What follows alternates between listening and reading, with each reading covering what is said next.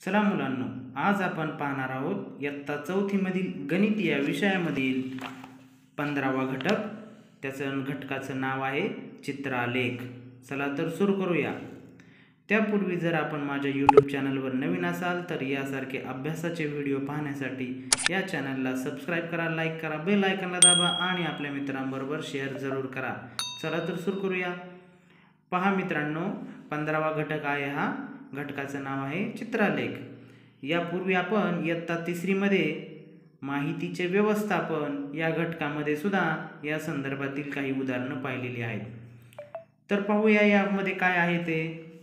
पहा, इथं आपल्याला एक उदाहरण त्यांनी दिलेलं आहे. नसरीन, विशाल, विराज, हेमा आणि इतर विद्यार्थी, हे जे विद्यार्थी आहेत हे गावाच्या जत्रेमध्ये गेले होते आणि जत्रेमध्ये विविध प्रकारची खेळणी असते, हे आपल्याला सर्वांना माहिती आहे. मग विद्यार्थ्यांनी त्या सगळ्या खेळणीची मौज लुटली. त्यानंतर जत्रेत खेळण्याची, खाऊची, कपड्याची अशी वेगवेगळी दुकानं होती.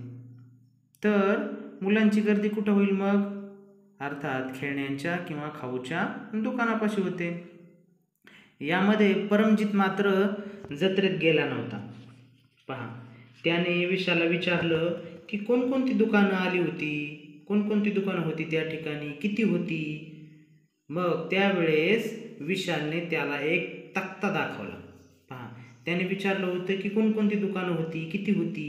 त्यावेळेस विशालने त्याला एक तक्ता दाखवलेला आहे. कोणता तक्ता आहे हा तक्ता आहे. पहा, याच्यामध्ये त्याने काय केलं होतं, आपण अगोदर तिसरीच्या इयत्तेमध्ये पाहिलं होतं आपण की माहिती जर व्यवस्थित मांडली तर आपल्याला ती माहिती इतरांना व्यवस्थित सांगता येते आणि समोरच्याला ती व्यवस्थित समजते सुद्धा. तसं या ठिकाणी सुद्धा विशालने काय केलेली आहे, माहिती जी आहे ती व्यवस्थितपणे मांडलेली आहे, माहितीचं व्यवस्थापन व्यवस्थित केलेलं आहे, आपण तिसरीमध्ये पाहिलं. तर या ठिकाणी देखील त्याने काय केलेलं आहे, दुकानाचा प्रकार, त्यानंतर दुसरा कप्पा आहे दुकानांची संख्या. याच्यामध्ये त्याने कोणकोणते प्रकारचे दुकान आहे ते इथं लिहिलेले आहेत. पहा, इथं काय आहे, खाद्यपदार्थाचं दुकान म्हणजे खाऊचं दुकान, त्याच्यानंतर खेळणीचं दुकान, कपड्याचं दुकान आणि इतर दुकानं, अशा प्रकारे दुकानांचे प्रकार. आता त्याच्यासमोर त्याने काय केलेलं आहे, दुकानांची संख्या लिहिलेली आहे. म्हणजे खाऊचे दुकानं किती आले होते, 5 आले होते. खेळणीचे किती आले होते, 3. कपड्याची 2. पहा, खेळणीची दुकानं आलेली आहेत 3, कपड्याची दुकानं 2 आणि इतर दुकानं 5. असं विशालने व्यवस्थितपणे मांडलेलं आहे. मग याच्यावरून आपल्याला लगेच लक्षात येतं की दुकानं सगळी किती आहेत, 15 आहे की नाही. 5, 8, 9, 10 आणि हे 5, 15 अशा प्रकारचे 15 दुकानं आहेत. त्यानंतर किती प्रकारचे होते, 1, 2, 3, 4 प्रकारचे दुकानं होते ते. इतरमध्ये हा एक प्रकार आहे, ठीक आहे नाही.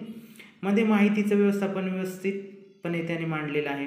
आता नसरीनने मुलगी होती, तिने काय केलं, हाच जो तक्ता आहे हा पहा, इथं खाद्यपदार्थाची 5 दुकानं, खेळणीची 3, कपड्याची 2 आणि इतर 5, हेच याच प्रकारचा तक्ता इथं आहे. पहा, दुकानांच्या प्रकारामध्ये इथं जे प्रकार येतं तेच इथं लिहिलेलं येतं. फक्त या ठिकाणी काय लिहिलं आहे, दुकानांची संख्या, इथं पण दुकानांची संख्या लिहिलेली. फक्त इथं अंक आहेत आणि इथं अंकाऐवजी ह्या नसरींनी काय केलेलं आहे, इथं चित्र काढलेले आहे की नाही. अंकाऐवजी काय घेतलेलं आहे इथं, पहा, इथं अंक आहेत आणि इथं त्याच्याऐवजी काय चित्र आहेत. मग तसंच आहे, खाद्यपदार्थ 5. मग खाद्यपदार्थ पहा, चित्र किती इथं, 1, 2, 3, 4, 5च आहेत. म्हणजे इथं जेवढे अंक आहेत तेवढे इथं चित्र येतं. खेळणी किती इथं, 3. मग इथं 1, 2, 3 म्हणजे अंकाच्या ऐवजी फक्त इथं काय काढलेलं येतं, नसरींनी चित्र काढलेले. पहा बरं, ठीक आहे नाही. मग त्याच्यावरती विशाल तिला विचारतोय, पण या चित्रांचा अर्थ काय काय आहे अर्थ. तर नसरीन म्हणते, एक चित्र म्हणजे एक दुकान. पहा, एक चित्र म्हणजे एक दुकान. 1, 2, 3, 4, 5 दुकानं.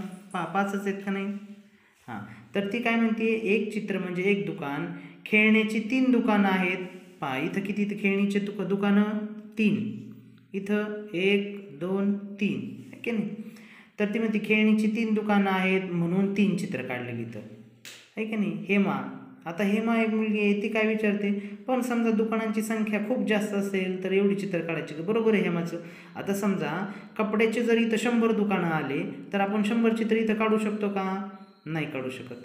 मग तिने हेच प्रश्न विचारलेला आहे की हेमाने विचारलेलं, पण दुकानं जर जास्त संख्या आली तर काय करायचं, तेवढे चित्र काढायचे का? मग त्याच्यावरती पहा बरं, आता त्याच्यावर ताई काय म्हणते, ताई म्हणते नाही, तेवढी काढणं प्रत्येक वेळी शक्य नाही. बरोबर आहे, कारण की 100 जर दुकानं आली तर 100 चित्र काढत बसणं शक्य नाही प्रत्येक वेळेस. आम्ही बागेतले आंबे एका पेटीत 24 याप्रमाणे भरतो. म्हणजे ती काय म्हणते, आम्ही काय करतो, पेट्या भरतो, पेट्या, आणि एका पेटीमध्ये किती असते तर 24 आंबे असते. तर पेट्यांची संख्या मोजली की एकूण किती आंबे भरले ते कळतं. तसं आपण चित्रांच्या बाबतीतही करूया. हा, तिने सांगितलेले की पेटीच फक्त, पेट्या मोजणं सोपं जाईल आपल्याला. पेट्यामध्ये ते काय म्हणते, आम्ही आंबे टाकतो, किती आंबे टाकतो, 24. मग फक्त पेट्या मोजले की कळतं, यात 24, यात 24, यात 24, यात 24, यांची बेरीज करता येते. मग विराज काय म्हणतोय, माझ्या घरासमोरच्या उद्यानामध्ये, म्हणजे जी काही बाग आहे छोटीशी, त्यामध्ये गुलाबाची 40 झाडं आहेत, जास्वंदाची 20 झाडं आहेत, सदाफुलीची 30 झाडं आहेत. मी त्यांचा तक्ता चित्र वापरून तयार करतो. पहा, आता या ठिकाणी त्यांनी ठरवलेलं आहे की संख्येच्या ऐवजी काय वापरायचं, चित्र वापरायचं. पण एक संख्या, आता एक चित्र वापरायचं का नाही, ज्या वेळेस जास्त संख्या असते. आता इथं 40 आहेत, 40 गुलाबाची 40 आहेत, मग 40 चित्र इथं काढणं शक्य आहे का? नाही. त्याच्याऐवजी त्यांनी काय केलेलं आहे, इथं खाली दिलेलं आहे प्रमाण दिलेलं आहे, प्रमाण.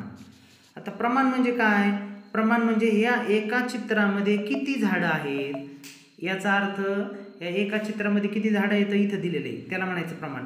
10 झाडांसाठी एक चित्र वापरलेलं आहे, म्हणजेच 10 झाडांसाठी एक चित्र वापरले, म्हणजे याला या ठिकाणी किती झाडं आहेत, 10, नाही की नाही? कारण की त्यांनी सांगितलेलं आहे 10 झाडांसाठी एक चित्र वापरले, 10 झाडांसाठी एक चित्र. मग परत ह्या 10 झाडांसाठी हे एक चित्र, त्यानंतर परत ह्या 10 झाडांसाठी हे एक चित्र, नंतर 10 झाडांसाठी हे एक चित्र. पहा, झाडं किती आहेत ते, आता हे एक चित्र म्हणजे 10 झाड आहेत, म्हणजे 10, 20, 30, 40, सगळे झाडं किती झाली गुलाबाची, 40.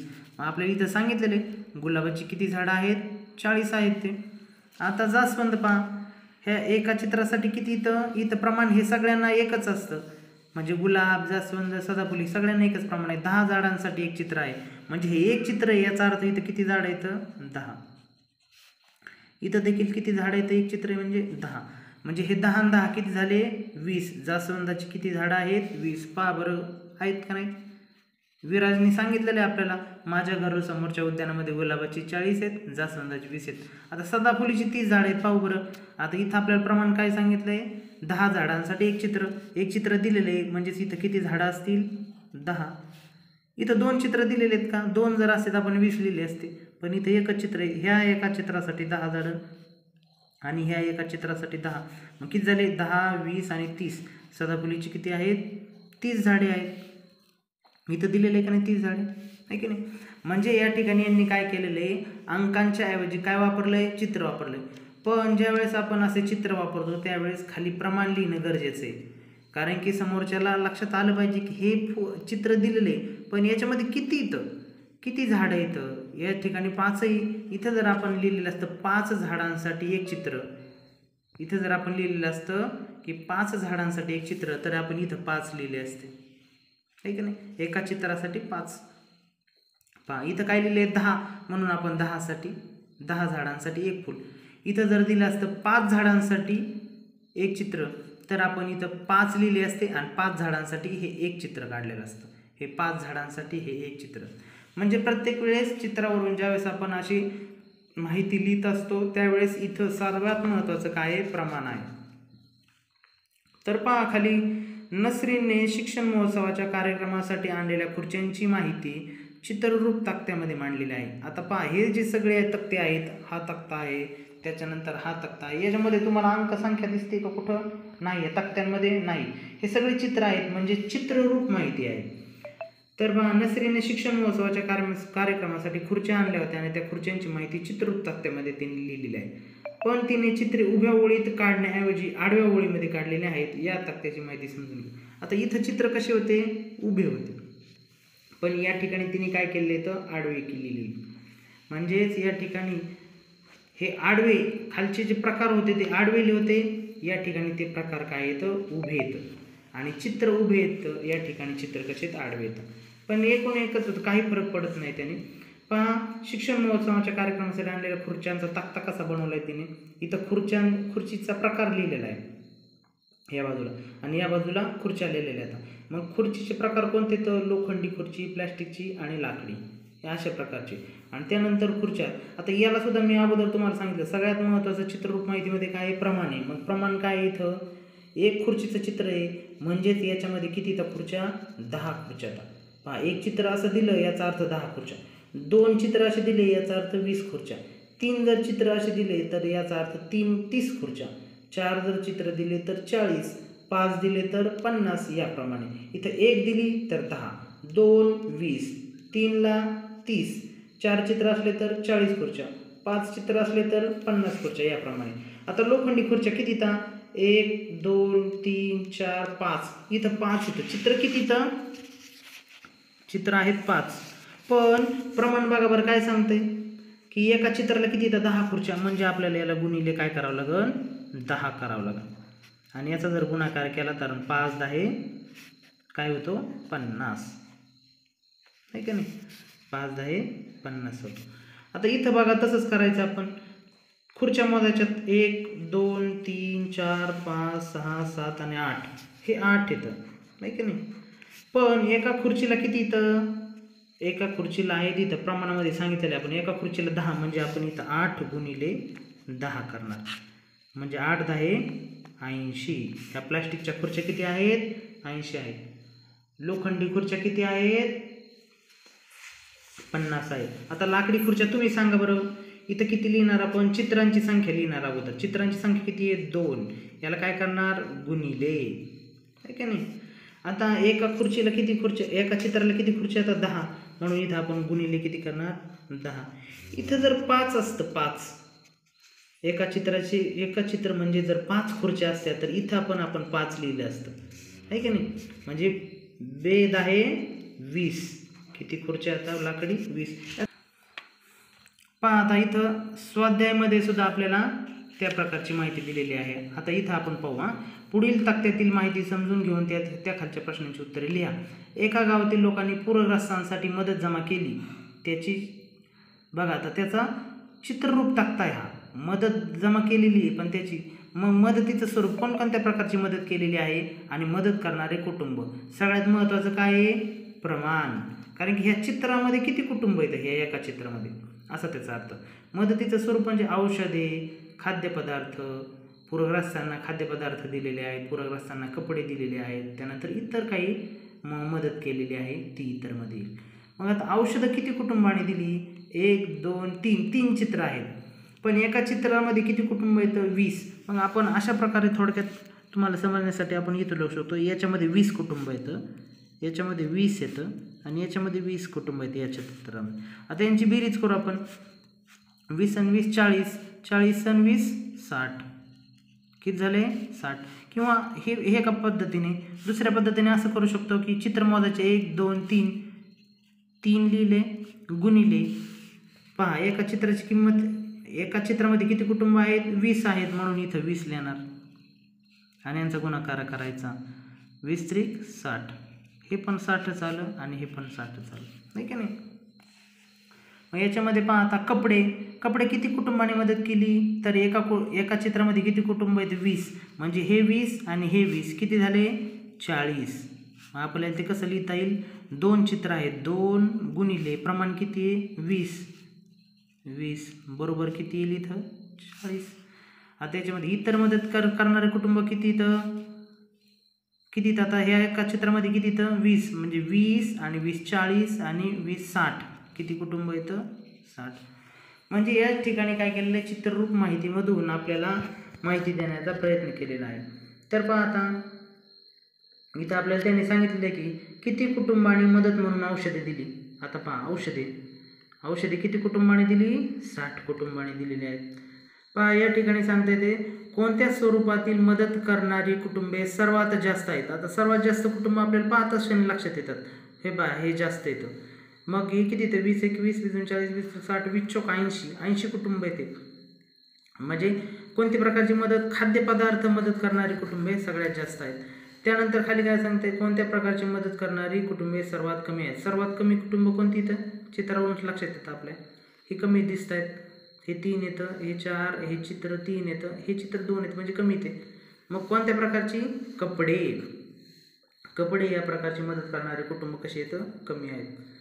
त्यानंतर पहा खालच्या एका उदाहरणामध्ये आपल्याला सांगितलं, एका खेड्यातील 160 घरांमध्ये स्वयंपाकासाठी कोणते इंधन वापरतात त्याच्या माहितीचा तक्ता केलेला आहे. आता स्वयंपाकासाठी कोणकोणते, इथं प्रमाण महत्त्वाचं आहे. एक घर म्हणजे किती घर आहेत, एक घराचं चित्र म्हणजे किती घर आहेत, हे 10 घर आहेत.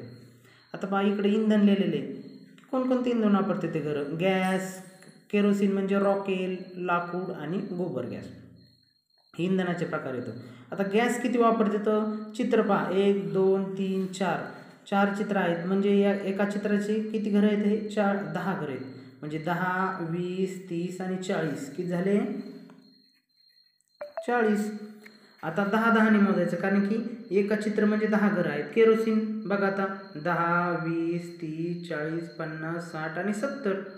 तसंच लाकूड 10 आणि 20च घरं. गोबर गॅस 10 20 आणि 30 घरं गोबर गॅस वापरतात, ठीक आहे ना. यावरून आपल्याला प्रश्न विचारलेले तो, कोणत्या प्रकारचे इंधन वापरणारे घरे सर्वाधिक आहेत. आता दिसतंय चित्र पहा बरं, कोणते घर आहेत हे जास्त दिसत आहेत. मग कोणते इंधन, केरोसिन म्हणजे रॉकेल जास्त जण वापरतात.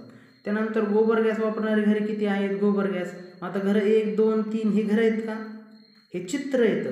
हे एका चित्रामध्ये घरं किती येतं, 10. म्हणजे 10 20 म्हणजे इथं 10 येतं, इथं 10 येतं, इथं 10 येतं. 10 20 आणि 30 घरं काय घेते, तो गोबर गॅस वापरतात.